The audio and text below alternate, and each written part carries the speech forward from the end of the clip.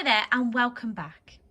So whether you're a brand new member to the SCBWI or you've been with us for a while, navigating the website is a great way to make the most out of your membership. When you log in through the main scbwi.org website, you should be taken to your member profile.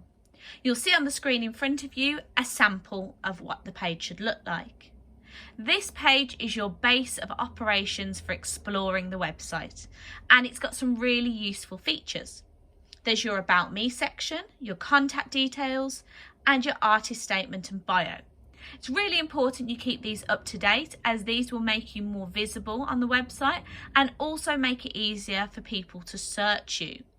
Below that, you'll see publications and illustrations. So whether you're a writer or an illustrator, you can keep people up to date with your latest works. And these will appear on the website or in the bookshop, depending on which side you fill out. Again, really important to keep these up to date and make you more visible to those out there.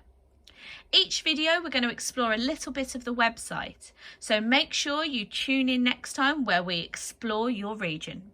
That's all for now, guys, and we'll see you soon.